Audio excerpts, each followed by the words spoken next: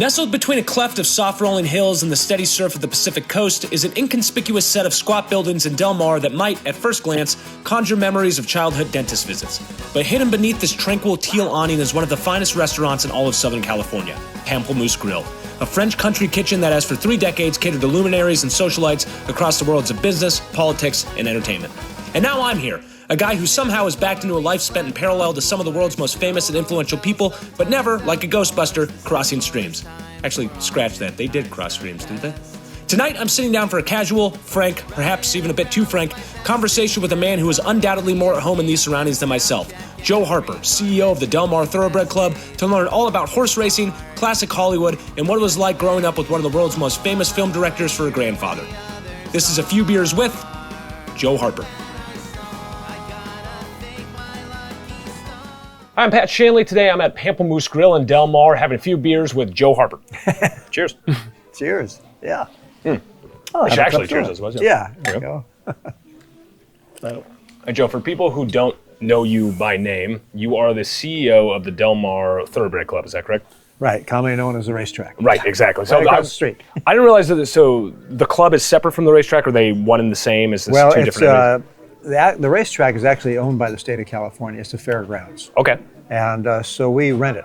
We have a long-term lease to run racing there. Okay. Which is, they like us because the rent check's pretty good size. Yeah. I would imagine so, given that piece of property. Well, 100% of our net profits we go to rent. So. Has that been the case the entire time you've been there? Is that Yes, it has. Okay. Yeah. We felt that the facility itself, was kind of getting old. Mm-hmm. This was going back before, in the 70s, 60s, and so we figured if we come down here, run a successful race meet, put everything we make into a capital improvement fund, then we'd have enough money to go to the state and say, look, you've got all this rent money, now let's spend it. So this was by design then to go and sell? This was by design, yeah. So starting in 1980s, we started building a new facility. It's fascinating to me how you say that. I don't want to say cavalierly because I'm sure there's a lot involved, but let's just go and start a racetrack and build it up to sell it to the state of California is a thing that most people have probably not said that sentence before. Though. Well, yeah, the state was a little concerned that anybody would go in there and give us everything they make. And it's like, no, don't you keep any rent? I said, no, we don't want to keep rent. We want to build this thing up for the good of racing in California. We think it could be very successful. And let's put all the profits we make back into this facility. So the fairgrounds, the state, was a big winner of this thing and has been over the years. So we've given them millions upon millions of dollars, and an $80 million grandstand was built with that money. So was the gambling a hard thing to negotiate there? No, it's by the state. So there's X number of racing days allotted to the state of California, basically in districts, northern and southern, really. Interesting. And so there are X so many weeks of racing in the southern zone. We picked up some when Hollywood Park folded its tent.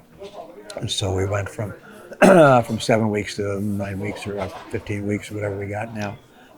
So that made us more profitable. What's the thinking behind that? Is it for horse safety? Is it just the way the seasons work? I apologize. These are probably very dumb questions anybody who actually knows. There's no dumb questions.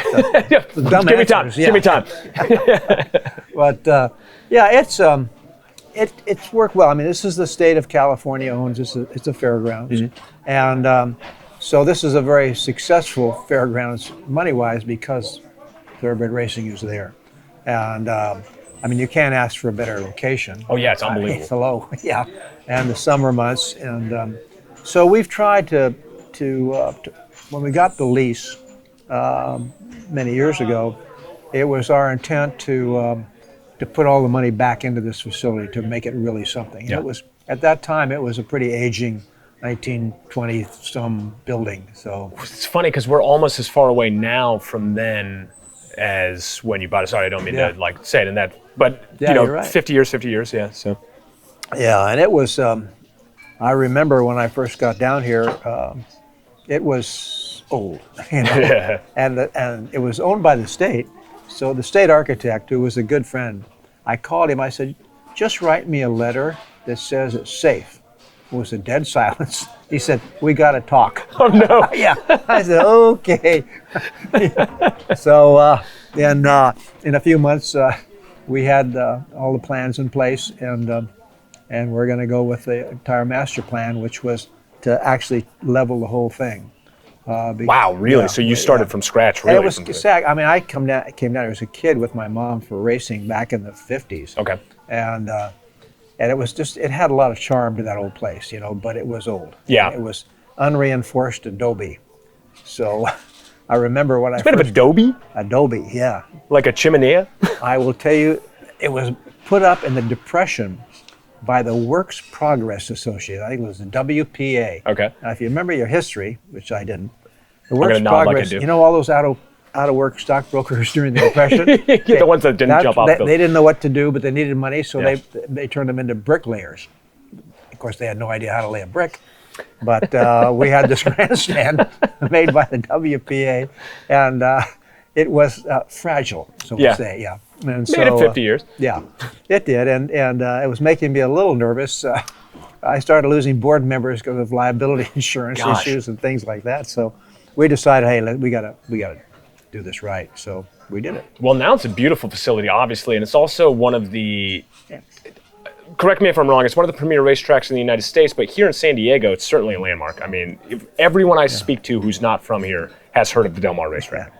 Well, and I think that's largely in part to its beginnings. We were a product of Hollywood. Mm-hmm. Bing Crosby, Pat O'Brien, those guys, Bob Hope, they came down. Bing Crosby owned a house just up the road a little bit, and he looked at this place and said, let's make a racetrack. We should talk to the state and get this ball rolling. I don't think I've heard that bit of history either. So Bing Crosby is directly responsible? Bing Crosby actually was, yeah. He and Pat O'Brien was another actor of that era, and Bob Hope was involved too to some degree. Bob was a friend, and he and Dolores would come down to racing. And I asked him one day, I said, how did this start, He said, it just was Hope. He said, we got to do something, or Crosby. And he said, you guys, I know I have a marketing plan. He didn't say, I think marketing wasn't a word then, but a publicity plan. Okay. And the publicity plan was to bring all his friends from Hollywood down here, build a facility, and then bring the guys down. That, oh my God, that's Tyrone Power. That's, all those big names of that era. They were all here. And when they were here, in those days, no TV. Right. The only place you could see a star, other than on the big screen, was maybe hopefully going into a restaurant in Hollywood somewhere. But down here, you could see them. They were all over the place. Wow. It's amazing because that same strategy obviously is used now and has been used probably before then too. Just get recognizable people there that seem cool. That's and then right, bring more I people want to there. be with them. Yeah, exactly. Sure. Hobnobbing with Bob Hope. And that's exactly what happened. And Hope came out a couple of times, he and Dolores, and he told me the story about how he did. And I said, well, did you have to come down, Bob? Or do you want to come down? He said, I will tell you, yes, we did want to come down.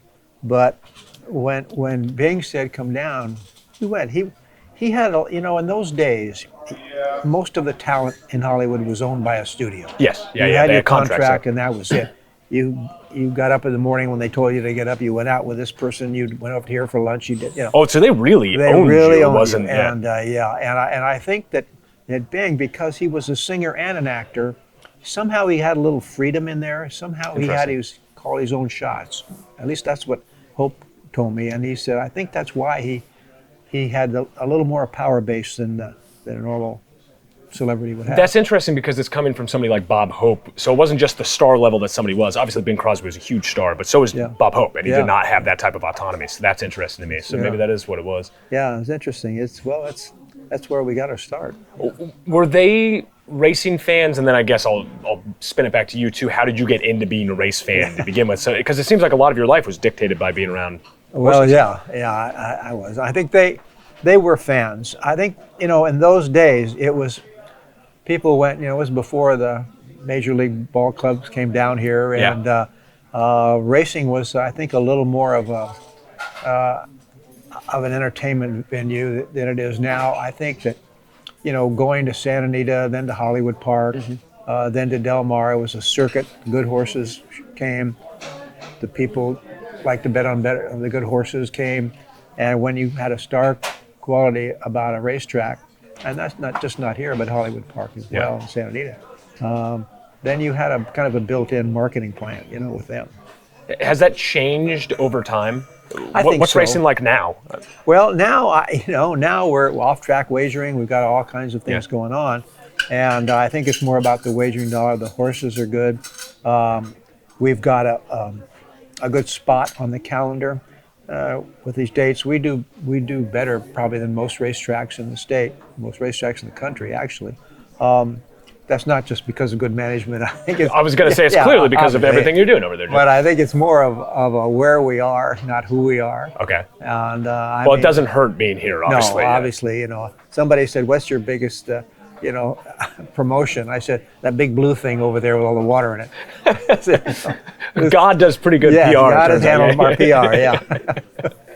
So it was, its roots were Hollywood, kind of like mine, and it just it melded into a pretty good deal. It had a pretty good base, and it's been that way for a long time. Since you just touched on it, I'll pivot to that. You have a bit of a Hollywood pedigree to you. I can leave it to you to discuss it at length because I have questions about that. But I find it very fascinating that you come from that background, and maybe that's how you got into horses. Because you said you worked on a farm before you started filming, that you were shoveling horse shit, was the way you eloquently put it. But yeah, that's right. I got good at that.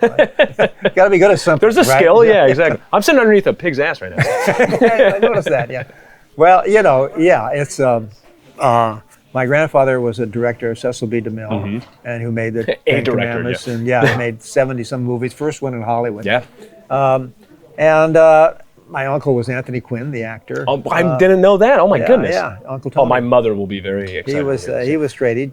He'd show up at Christmas time in whatever character he was doing. And I remember he came in. I think he was doing. Was it Zapata, Viva Zapata with Marlon Brando? Yeah. He came in, "Joe, to get me some tequila," Okay, Uncle Tony. Did you think he was crazy, or were you just like? He was a neat guy. Yeah. I mean, he was a fascinating guy to talk to. I can imagine. A tremendous actor. Yep. Grandfather hired him once, this was before he married grandfather's daughter. Okay. But it was a part for a Sioux Indian, and it was a movie called The Plainsman with Gary Cooper, and he played Wild Bill Hickok. Wow. And okay. So Hickok captures this Indian, and he's talking to the Indian, and the Indian is speaking in Sioux. And grandfather was a stickler for authenticity. He said, "I want an Indian who speaks Sioux." And when the Indian is speaking to him, you see up above the shot, you see the Battle of the Little Bighorn. And so grandfather said, "I want a Sioux. Bring me a Sioux." So Tony, who didn't know anybody in Hollywood at that time, but he was very good looking, and he could certainly play an Indian well. And so he got his agent to introduce him.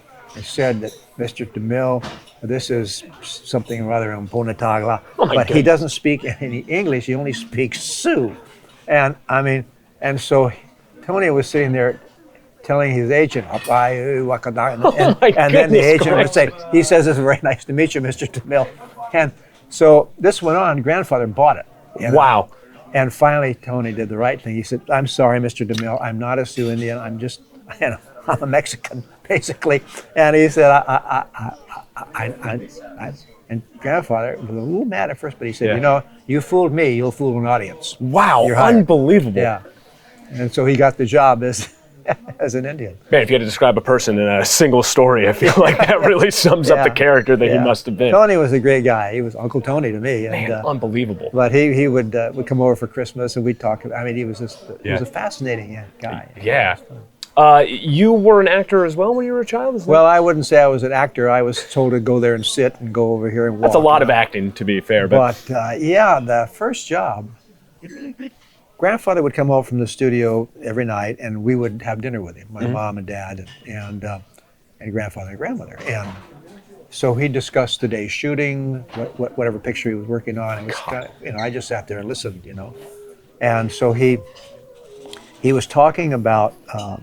This was the Greatest Show on Earth, the circus movie, won the Oscar for Best Picture of the Year in 1952. I think I would have guessed 51, but I actually knew that, and now I feel good. I think it was 52. Yeah.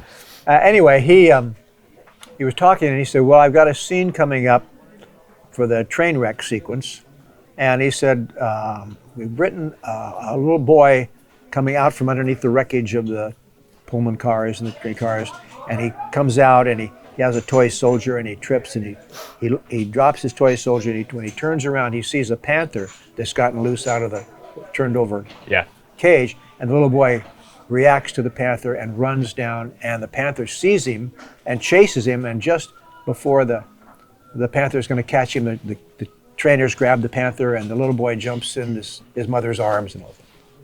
And so he's describing this to my mother.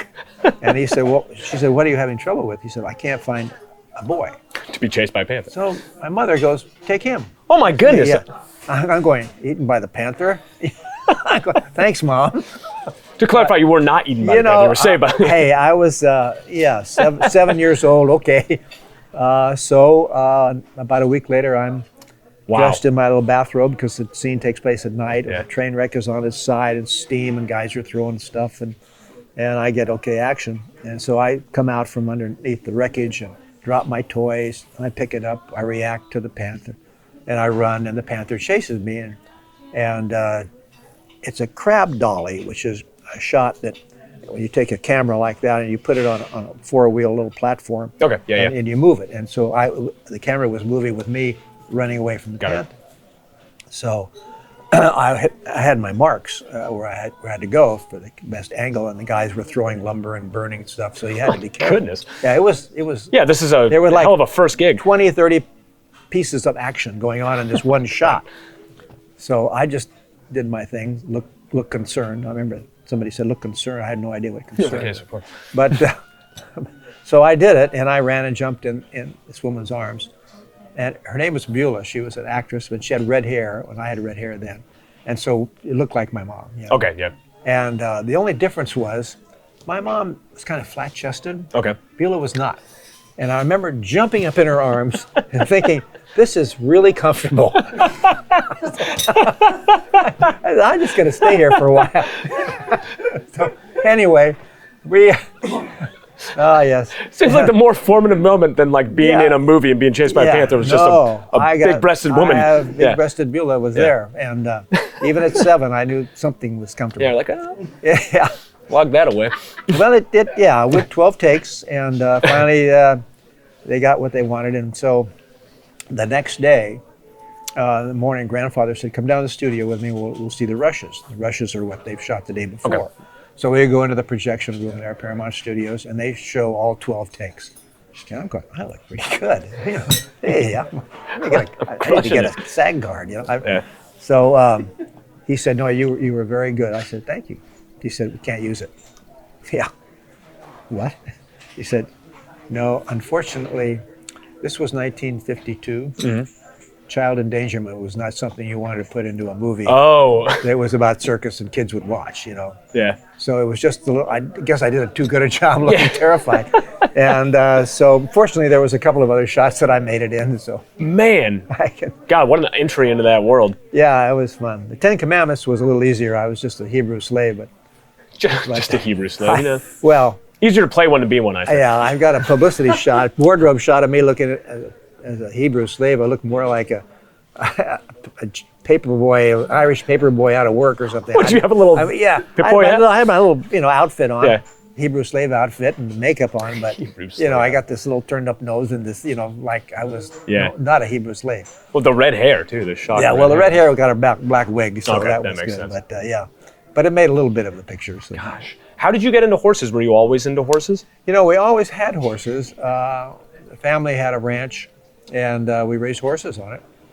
First one was here in San Diego, way out by Harmul, and then we moved to a little closer to the house that was in Hollywood. It was up in a canyon, Little Hungry Canyon, and it was about 1,000 acres of land that went back in there.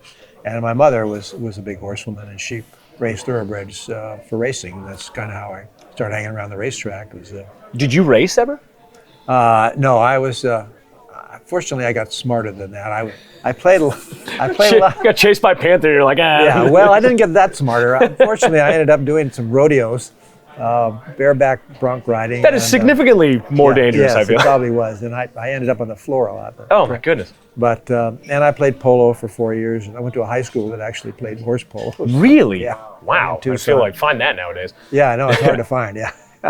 But that was fun. So I, broke a lot of bones in horses. But. Yeah, well, it's such a dangerous sport, and what's funny to me is somebody who doesn't really know it that well. You see the jockeys, and they have to be a certain size because that's for speed, right? They need to weigh so much. Yeah.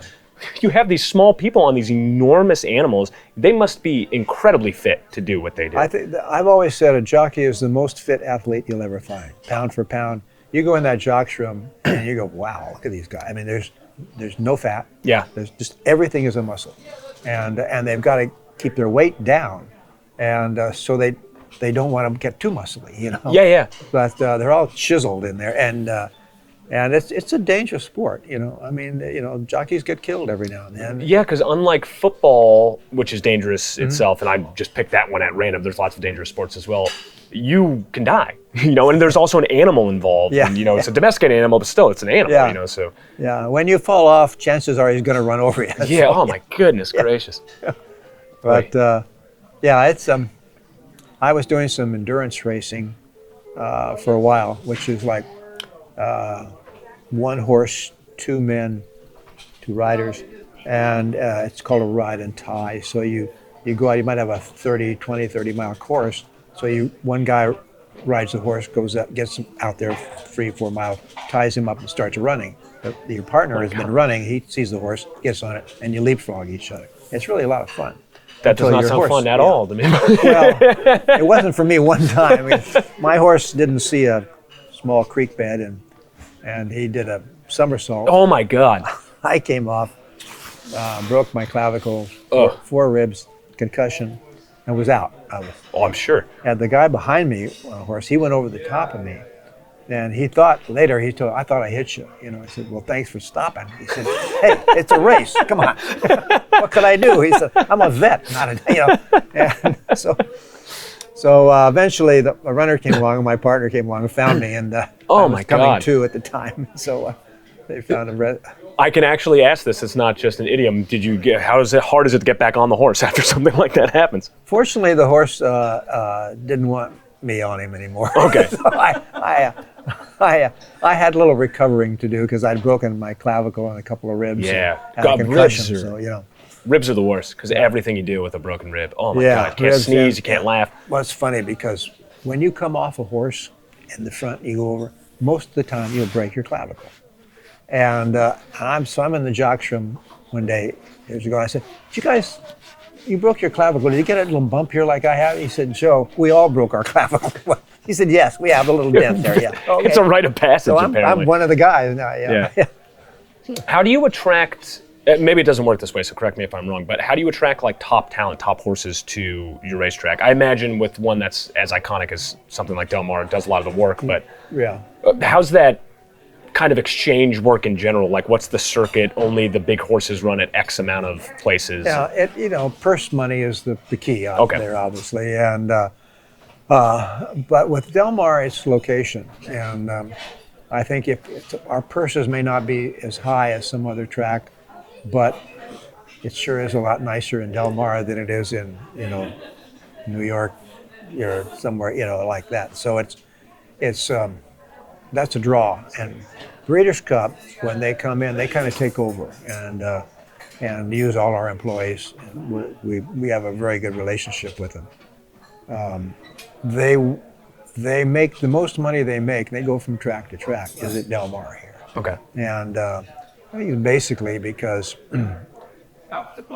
it's not just who we are, but it's where we are, and we get a lot of people, a lot of the English people come, the Great Britain people, the French, all different countries will show up with horses. The Japanese have been very big in horse breeding now lately. So really, is that a new development? In fact, it's been the last few years they've really kicked into it. They have a nice racetrack there. They have the Japan Cup, which is a big race that they have in Tokyo.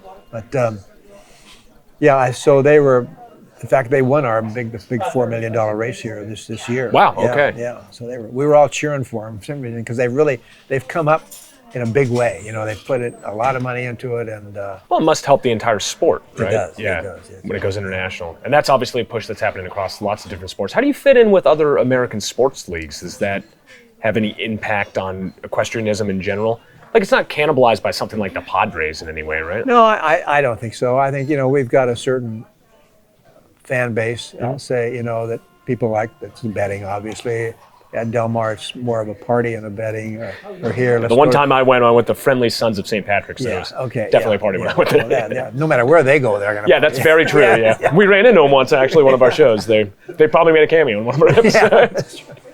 No, it's it's a good place to have a party, and we market it as a happening place, not just as a racetrack. Yeah, well, again, as somebody who's not like super plugged into equestrianism but finds it very interesting anyway as a subject, I've gone to the racetrack for that exact reason. Just like it's a place to hang out. It's a great place to spend a day. You walk around, there's the races happening, but the venue itself is also part of the draw, I think. Yeah, I think it is too. Yeah, we've tried to push that more than anything. I mean, we get great horses. I mean, the Breeders' Cup loves coming here. I mean, there's $14 million worth of purse money and some great races. So you get the best horses from all over the world, and it's been a great marketing tool actually for us, because all those people from Ireland and England and South America will come here for the first time and say, "Oh wow," and I mean, let's face it, it's a wow factor here. Not just because of fine management, but it's also because of where we are. Well, because when I think, again, from the outside, when I'm thinking of the larger places like Kentucky, which is beautiful. I mean, there's beautiful places in Kentucky, but it's hard to compete with San Diego when it's so sunny all the time. And when they come, how long are they staying? They're living here for like a stint? They don't just come in through a weekend, right, and then run a couple races and leave? It's a lot of times we've seen people come here, for a few days, and then next year they come out for a week or so. Oh, really? Well, that speaks volumes. So it's good for the local economy too. This place is pretty full every night with a lot of high-end people. So that was another thing I wanted to get into, and I was told a story right before we started by the owner, whose name is Richard, I believe is his name, correct? Jeffrey Strauss. Jeffrey, sorry. Was it Jeffrey that we met, or was it Richard that we met? Regardless. Yeah, Richard is. Yeah, I know Richard. Yeah. He told me a story that in 2020 it must have been, because it was during COVID, before Thanksgiving, the night before Thanksgiving, this place it caught fire. Yeah, and so I watched it. That was in the press box watching. Unbelievable, gosh. He told me that it happened, and then you called him and then offered to host their next day, which was Thanksgiving, which obviously for a restaurant is a very big day. Yeah. And you hosted 500 people at the suite over at Del Mar. Yeah. And A, I think that speaks to you and your character, but then B, beyond that, in a larger sense, it speaks to the community that's fostered here in Del Mar. Even we were talking to the server right before we started, and when we came in, obviously people knew each other. It feels like a community here. And this is at a higher end restaurant too, and there's still that sense of community of people coming here. Yeah, I think so. I think especially during the racing season, I'll come in here 3 or 4 times. During there, it's just the same people. Yeah. That's so and so's table. You can't sit there. So I mean, and Jeffrey does an amazing job. Jeffrey is an amazing chef. The food here is amazing. Yeah. And I don't think we'll make any other restaurant mad, but this is about the tops of the list of places to eat, and that does well for us. I mean, we can say, hey, we're right across the street from one of the best restaurants in the country. And so this neighborhood is growing up around the track. When the track was here and Bing Crosby put it here, there was nothing here. I mean, if you wanted dinner somewhere, you had to drive into La Jolla. And I remember those days, even as a small kid, teenager, where are we going to dinner? Well, we're going to La Jolla. That's interesting to me, because you said that the track had been here since like the 1920s, so it's 50 years, and nobody thought to like build out industry around the track, even though it's still here. Yeah.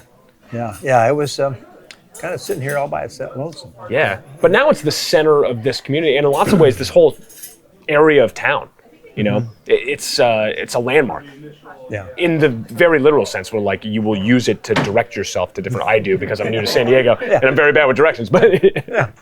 That's what. See, Jeffrey owns this place. He said, "I'm right across the street from the track," and I'm over there saying, "I'm right across the street from Jeffrey's restaurant." Amazing. Yeah, you guys use each other as counterpoints. That's where I got a free glass of water for nothing. Yeah. Well, it was club soda. I mean, we take care of our guests. Where do you think racing, actually before I get to that question, because I find that interesting too, but the name of this place, I am told, was named after a horse that you owned, is that correct? Pamplemousse? No, Pamplemousse is actually French for grapefruit. Oh, Yeah, I think that's right. My French is pretty bad. But well, Rich now it looks stupid. yeah, No, leave that in. yeah. If he thinks the music grapefruit, okay. I was named Yeah, after sure, it. whatever. That's the name of a horse. Where is horse racing going right now? Is it gaining popularity? Because I know that NBC now runs Belmont Stakes races on. They broadcast them. I feel, and maybe it's just me moving to San Diego because I'm relatively new here myself, but it feels a little bit more top of mind than it would have been even back, 10, 20 years ago when I would have been in high school or something. I didn't really feel like I knew that much about it. Maybe it's my own interest, but do you feel like there's a growing market right now for horse racing? Well, I think in areas, probably the number of markets has shrunken, but the market itself is probably pretty healthy. Okay. It is in Southern California. Northern California, they're through with they're eventually one time 3 racetracks. Now all those 3 tracks are gone. There's a fair circuit up there, but when they kind of shut down the Northern California, we put a very large hunk of money on our bottom line because of that betting that was in the north, stayed in the north. Now betting is coming down here on our horses. So it's I hated to see it close down because it's a market that was kind of fun, and there were 3 tracks at one time, and then there were 2, and then there was 1, and now there none. But they're the fair circuit that's up there that runs quite a few of those racetracks. Is this a close-knit group, the race circuit in general? Because it doesn't seem that large, so I imagine everybody kind of knows each other. Well, the employees, it's on a circuit, so it's the same employees that are at Santa Anita, for instance, and will come down here. When you say that, do you mean like farriers, or is it more? Yeah, they're horseshoers, and of course the trainers. We can have as much as 2,000 head of horses on that backstretch. Wow. And there's 1,000 people taking care of them. Yeah. So it's and they're really good horses too. Yeah. So it's you have a challenge always of keeping the place spotless and because we're an attraction to cameras, and you want to look your best all the time. So one of it's a great problem to have, is trying to keep painting the joint and making it look good, and so Del Mar's always had a special place in racing, and it's just where it is, what time of year it is, the flavor about it. Yeah. When I worked the 3 tracks, Santa Anita, Hollywood here, I swear when I came down here, my shoulders went down. It was just a happier time, Yeah. You could smell the ocean. You could hear Bing Crosby playing that record, That's amazing. Yeah, it's. And I try to keep that flavor. Yeah, because I think that's the vibe of the town of San Diego in general, right? Yeah. It's a much more laid-back place, certainly more than LA, which is very uptight. Yeah. I find it fascinating. It's a very interesting area. I always find horse racing interesting because there's like this elegance about it, and yet at the same time, you're around, animals that are pooping. You're doing real work. There's people shoveling things, but at the same time, there's this veneer of. The mushroom growers like us. That's where it all ends up. That's your secondary market. All those trucks in the morning when they go out there, they go to the mushroom. Amazing. I hope they're not serving them here, but Well, maybe they're. you'll never know. If that's not an endorsement, I don't know what it is. I got an award the other night. When you get old, they give you a lifetime achievement stuff. I hope that's true. Yeah, trust me. No matter how bad you've been, they still get it. Good, I got something to look forward to. You're going to get a glass thing that says, but I was going to get up and say, well, I really appreciated the meal because the mushrooms were there, and I know that where our horse poop goes. But I was sitting there with my 4 daughters, and they said, "Dad, don't do that." They probably made the right call there. They did. Yeah. My daughter would have prodded me to make that joke, 100%. She's also 4.5, so that's part of it as well. Trust me, when they grow up, they'll protect you. Yeah. Good, I'm looking forward to that. You're an idiot, Dad, but don't do that. Okay. Man. Joe, you're a fascinating person. Thank you so much for being on. It was great talking to you and good. learning about this history. What an incredible backstory to everything. Thanks for having me here. Yeah, absolutely. Cheers.